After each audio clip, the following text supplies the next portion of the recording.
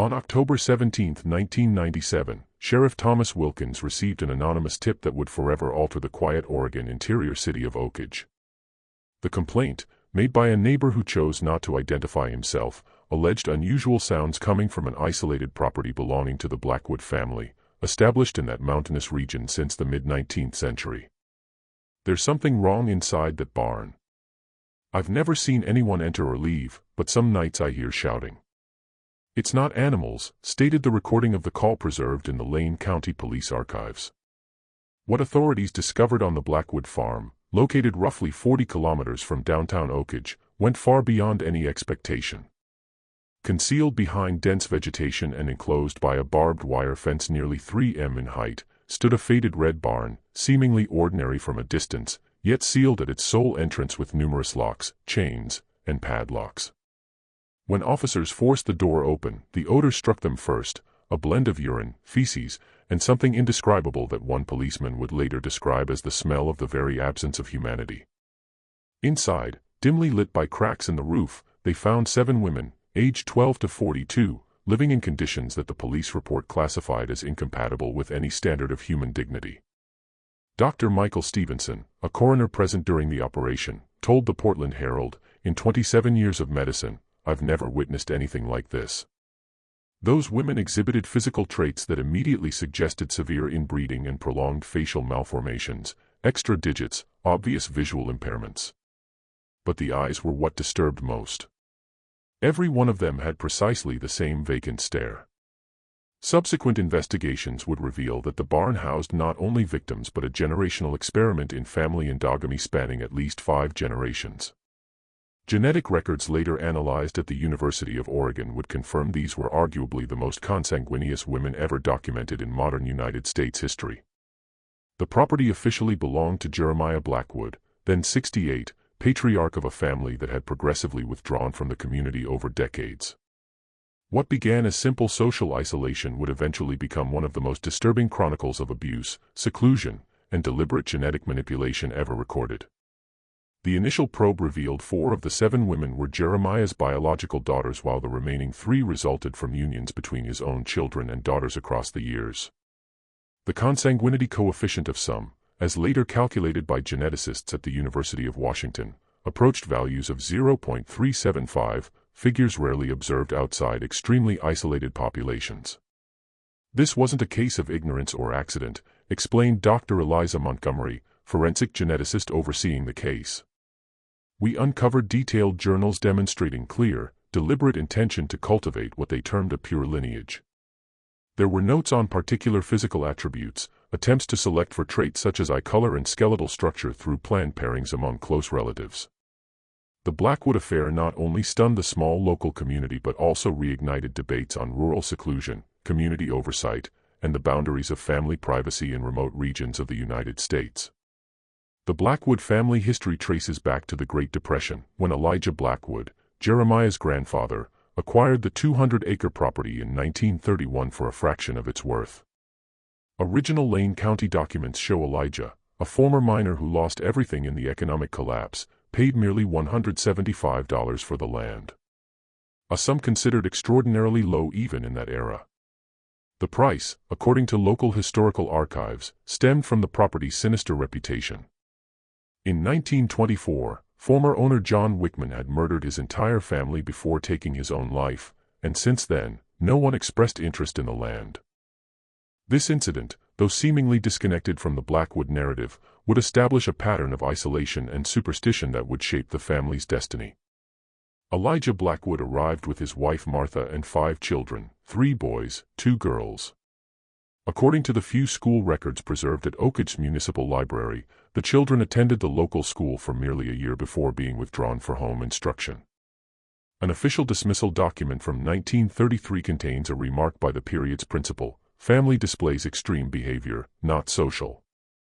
Children demonstrate age-appropriate knowledge but avoid peer contact."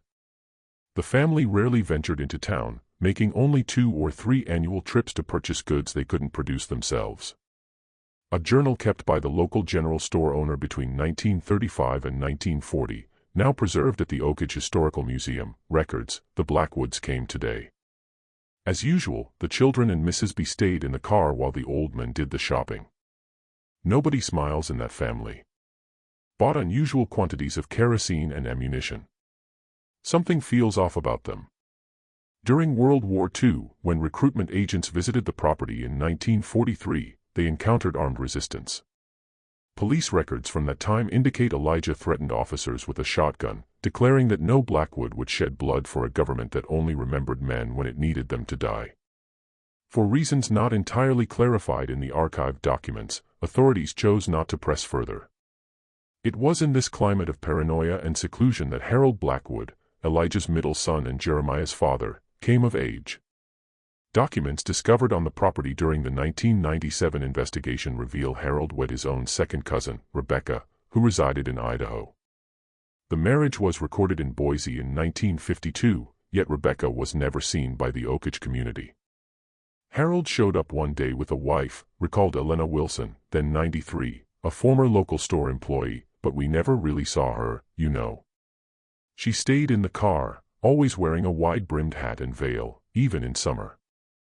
The letters addressed to her from Idaho stopped arriving after a couple of years.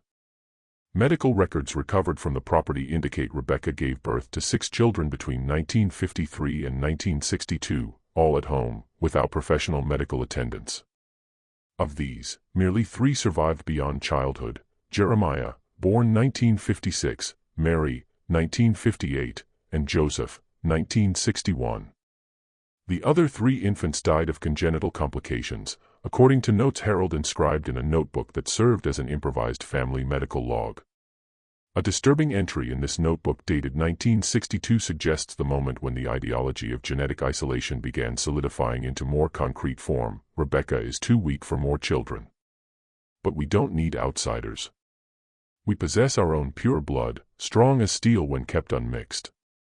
The weak perish so the strong thrive. This is nature's law, which city men have forgotten. When Harold died in 1978, victim of a tractor accident, Jeremiah, then 22, assumed control of the property and family. By that time, according to tax records, the household had expanded the main residence and erected 2 additional structures on the land, one being the barn that would become the epicenter of horror discovered nearly 2 decades later. The family's isolation intensified under Jeremiah's direction. While his father had maintained minimal town contact for essential purchases, Jeremiah reduced these interactions to virtually zero. Agricultural supply store records show the last purchase by a Blackwood occurred in 1983, when Jeremiah acquired large quantities of seeds, tools, and construction materials sufficient to sustain an extended period of complete seclusion. What proved most disturbing, as revealed by the diary seized in 1997, was the transition from mere social withdrawal to a deliberate genetic purification project.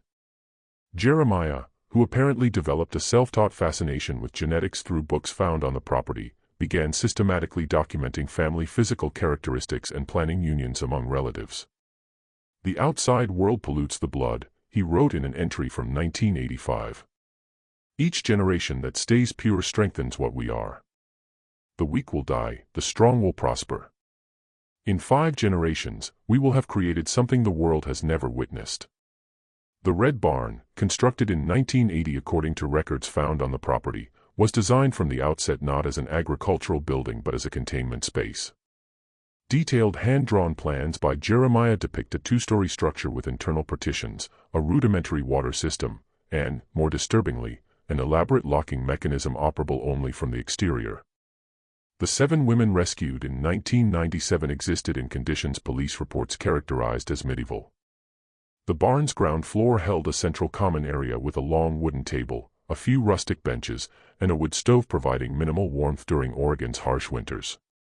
The second story had been partitioned into small cubicles serving as individual sleeping quarters, each furnished with a straw mattress and a bucket for sanitary needs.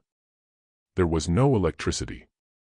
There was no proper plumbing, stated the Social Services report. Water was supplied through a gutter system collecting rainfall into barrels. During dry periods, Jeremiah or his brother Joseph apparently transported water from a nearby well. The barn's windows had been boarded over, allowing light entry only through minor cracks and a few translucent roof tiles. This, according to psychologists who evaluated the victims, represented a calculated method of temporal disorientation. The women possessed only a vague sense of days passing, dependent on the natural light that seeped through these limited apertures. The case grew even more disturbing when Sarah, the eldest of the rescued women, then 42, began speaking with investigators. Sarah, identified as Jeremiah's biological daughter with his own sister Mary, had been the first confined to the barn at age 15. "Daddy said we were special, that our blood was purer than any family in America," Sarah stated in a recorded testimony now preserved in FBI archives as part of its extreme case study program. "He had horse breeding books. How breeders maintain pure strains. He said we were doing the same thing, only better. If you also feel the weight of this story, comment now. Purity does not justify cruelty." According to the diaries and Sarah's testimony, the system operated methodically within the family. Women, upon reaching puberty, were transferred to the barn. There, they received regular visits from Jeremiah or Joseph in a rotation system documented in notebooks discovered at the main house. These visits frequently resulted in pregnancies, though many ended in miscarriages or stillbirths. Weak babies didn't survive, and this was regarded as natural, even desirable, explained Dr. Robert Peterson, forensic psychiatrist assigned to the case. Male children who survived were eventually relocated to the main house for training, while girls remained in the barn with their mothers, perpetuating the cycle. The women's daily routine, as reconstructed by investigators, consisted primarily of labor, sewing, preparing simple meals, cleaning the confined space, and tending a small adjacent garden encircling the barn where they could spend brief, always monitored periods. This garden, ironically, constituted the sole source of beauty in their lives. Several flower species had been planted among vegetables, creating a surreal contrast to the darkness of their existence. Improvised medical records maintained by Jeremiah, uncovered during the investigation, revealed a disturbing clinical detachment. Each woman had a file detailing her physical characteristics, pregnancy history, and, most disturbingly, her reproductive value ranked on a scale of 1 to 10. Food provided to the women was surprisingly nutritious, though monotonous, primarily vegetables cultivated on the property, eggs, milk, and occasional meat. This was no typical case of nutritional deprivation, stated nutritionist Elizabeth Dawson in her report. On the contrary, there was an almost obsessive concern with certain nutrients. "We discovered homemade supplements based on herbs apparently formulated to strengthen blood, as described in Jeremiah's notebooks. Communication with the outside world was entirely absent. The women had no access to radios, newspapers, or any other information sources. Their knowledge was confined to what they learned from each other and the few books permitted inside the barn, chiefly practical manuals on agriculture, home medicine, and, disturbingly, a modified Bible from which Jeremiah had excised several passages and inserted his own texts. One of the most unsettling discoveries were Emma's notebooks. The second oldest woman, then 37, had concealed them under her mattress. They contained intricate drawings of what she imagined the outside world to be, based solely on stories from older women and the sparse images in the few available books. Her depictions of modern cities resembled 19th-century illustrations, revealing the profound informational isolation in which they lived.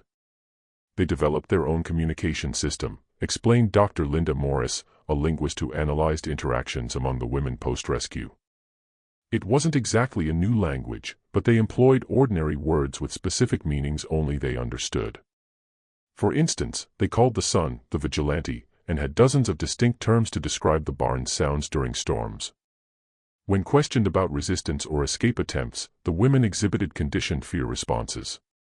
"Where would we go?" asked Lily, then 23, during a therapy session. "Daddy said the outside world was full of radiation, that people were sick and deformed. He said we were the only healthy ones left, and one day when it was safe, we would leave and repopulate the earth." This apocalyptic mythology, crafted by Jeremiah to rationalize the isolation, had been elaborated over decades and incorporated distorted elements of real news, references to the Chernobyl nuclear accident, the AIDS epidemic, and other global events he presented as harbingers of civilization's imminent collapse. When the 7 women were finally examined at the University of Oregon Medical Center, doctors documented the physical consequences of generations of endogamy. The medical report, later published in the American Journal of Medical Genetics as an anonymous case study, detailed a constellation of conditions rarely seen in such concentration. The pattern of observed anomalies suggests severe, multi-generational sustained consanguinity, wrote Dr. James Richardson, the study's lead geneticist. We are observing the expression of several rare recessive genes that would normally remain dormant in populations with greater genetic diversity. Among the most evident conditions were polydactyly, extra fingers or toes, present in 5 of the 7 women, severe dental malformations including oligodontia, congenital absence of multiple teeth, and microdontia, abnormally small teeth. 4 of the women had heterochromia, a condition where each eye differs in color, a trait Jeremiah apparently valued and sought to select for, according to his diaries. More concerning were the internal conditions. Imaging exams revealed cardiac malformations in all the women, ranging from mild septal defects to more severe conditions such as tetralogy of Fallot present in 2. The most serious case was Rose, 19, the medical report stated. She presented a combination of conditions we would rarely see together in a single patient: craniosynostosis, premature fusion of skull bones resulting in severe facial deformity, achondroplasia, a form of dwarfism, and severe immunodeficiency rendering her extremely vulnerable to infections. It is remarkable she survived to this age without medical intervention. One of the younger women, April, then 14, had a rare metabolic disorder known as phenylketonuria, which had gone untreated, resulting in irreversible neurological damage. The cognitive and psychological impact was equally profound. Neuropsychological tests revealed 5 of the 7 women exhibited some degree of intellectual disability, though it remained difficult to determine how much stemmed from genetic factors versus the extreme educational and sensory deprivation. Sarah's case is particularly interesting, said Dr. Patricia Winters, neuropsychologist. Despite conditions of extreme isolation, she demonstrates above-average cognitive ability. She taught herself to read using the few available books and later instructed the others. She developed a complex timekeeping system based on light patterns entering through roof cracks. DNA tests performed with then state-of-the-art technology confirmed what physical symptoms already suggested. The endogamy coefficient of some of the youngest individuals reached levels rarely encountered in modern medical literature.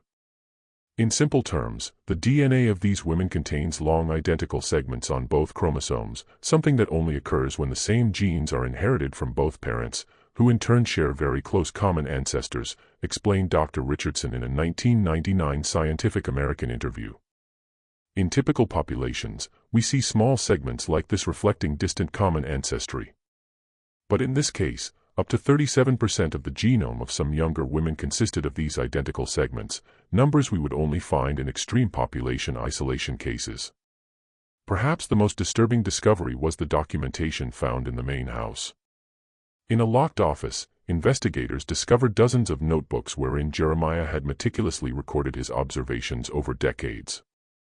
These notebooks revealed the patriarch was aware of the genetic risks but viewed them as a necessary purification process. The first generations will suffer so that future generations may transcend, he wrote in an entry dated 1992. The ancient Egyptians understood this. The pharaohs married their sisters for divine reasons, not worldly ones. The weak are naturally eliminated. The strong survive and strengthen themselves. In another 10 generations, we will have created a superior lineage. This distortion of basic scientific knowledge to justify extreme abuse reflected a toxic fusion of isolation, paranoia, and pathological narcissism. Jeremiah had constructed an elaborate belief system merging poorly understood genetic concepts, decontextualized religious references, and conspiracy theories regarding racial purity and modern society's genetic degeneration. Among the books found on the property were early 20th century eugenics texts, treatises on animal breeding, and, surprisingly, several recent academic volumes on population genetics, suggesting Jeremiah occasionally obtained updated materials, possibly via mail orders. He was not an uneducated man, said Dr. Peterson in his psychological assessment.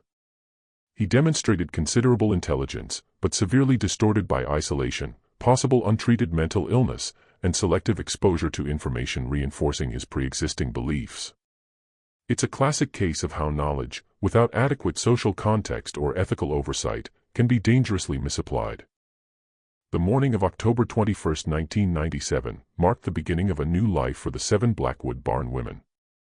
After 4 days of preliminary medical evaluations, they were transferred to a specialized facility in Portland, where a multidisciplinary team of physicians, psychologists, social workers, and special educators initiated what would become one of the most complex rehabilitation processes ever documented in the United States. The fates of Jeremiah and Joseph Blackwood followed their parallel course. Both were arrested on the day of the barn's discovery and, after extensive psychiatric evaluations, were deemed competent to stand trial. In September 1998, following a 3-week trial that attracted national attention, Jeremiah received 6 consecutive life sentences without possibility of parole on multiple counts of kidnapping, rape, incest, and child abuse. Joseph, whom prosecutors argued acted under the psychological coercion of his older brother, received a 45-year sentence. This is not merely a case of extreme abuse, declared Judge Elena Hayes during sentencing. It is a case of deliberate and systematic perversion of fundamental principles of humanity, spanning decades and affecting multiple generations. This court rarely encounters circumstances where a defendant's social reintegration is deemed fundamentally impossible, but this is one such case. Jeremiah remained impassive throughout the proceedings, refusing to acknowledge the court's legitimacy. His sole statement, delivered during the sentencing phase, revealed the depth of his distorted conviction: "You don't understand what you destroyed. It wasn't a prison. It was a sanctuary. It wasn't cruelty. It was directed evolution. In 100 years, when your lineages are weak and sick, the world will regret what was lost here." Joseph, by contrast, progressively demonstrated signs of comprehending the gravity of his actions. In a letter submitted to the court before sentencing, he wrote, "I grew up believing the world was as Jeremiah said. I never knew another reality. This doesn't justify what I did, but perhaps it explains how a human being can become complicit in something so horrible without fully recognizing its horror." For the 7 women, the reintegration process would prove long and complex. The special program developed for them by the University of Oregon, later known as the Blackwood Protocol, became a model for extreme cases involving rescue of prolonged isolation victims. "We couldn't simply thrust them into the modern world," explained Dr. Catherine Morris, program coordinator. "Everything from the constant noise of a city to basic concepts like electricity, television, or the internet was utterly foreign to them. We had to create a transitional environment where they could be gradually exposed to aspects of modern life, always with intensive psychological support." The case gained new dimension in 2001 when Sarah Blackwood, the eldest rescued woman, published her memoirs with Dr. Morris's assistance. The book, Born in Darkness: Memories of the Blackwood Barn, became an instant bestseller and was later adapted into an HBO award-winning documentary. Its proceeds were placed in a fiduciary fund supporting ongoing treatment and education for all survivors. "We are not merely victims," Sarah wrote in the epilogue. "We are survivors, and now, finally, we are individuals entitled to our own futures. The story of the barn is over, but our individual stories are just beginning." The Blackwood case's impact extended far beyond the fates of those directly involved. In 2003, the United States Congress passed Sarah's Law, establishing new protocols for monitoring children in home education settings within isolated rural areas. The legislation also created special funds for training professionals in rural communities to identify signs of extreme family abuse. Within the scientific community, the anonymous medical data collected from the Blackwood women, always with their informed consent, significantly contributed to understanding the effects of severe consanguinity in humans. A longitudinal study, still ongoing at the University of Washington, continues tracking the genetic, medical, and psychological aspects of the case, generating dozens of scientific publications that have helped improve treatments for various rare genetic conditions. In 2015, 18 years after the rescue, the Blackwood property was finally demolished after acquisition by the state of Oregon. Where the barn once stood, a small memorial was established, a simple bronze plaque bearing the words, "To honor the resilience of the human spirit in the face of extreme cruelty." To remind that isolation should never replace community vigilance. Of the 7 women rescued, 5 eventually managed to establish independent lives, though with varying degrees of ongoing support. Rose and April, most severely affected by genetic conditions, remained under specialized care. Sarah, the eldest, became a respected activist for victims' rights and a symbol of resilience. In her address at the 2010 National Conference on Child Abuse, she offered a powerful perspective. People often ask me how I survived those years in the barn. The truth is, I survived because I never knew an alternative existed. Now I know there was an entire world beyond those walls. My mission is to ensure no child ever grows up without knowing they are entitled to that world. The legacy of the Blackwood case remains a dark reminder of the extremes of human isolation and the abuse that can occur when communities lose contact with their most secluded members. It also serves as testament to the extraordinary human capacity for recovery and adaptation, even after experiences that challenge the limits of understanding. If you've watched this far, it's because this story resonated with you. Leave a comment saying, "I watched here," so I can get to know you and recognize who truly follows the channel. Don't forget to subscribe to learn more real cases like this one. Give this video a like to support our investigative work, and share this impactful story with those who appreciate documentaries exploring the most obscure realities of the human condition.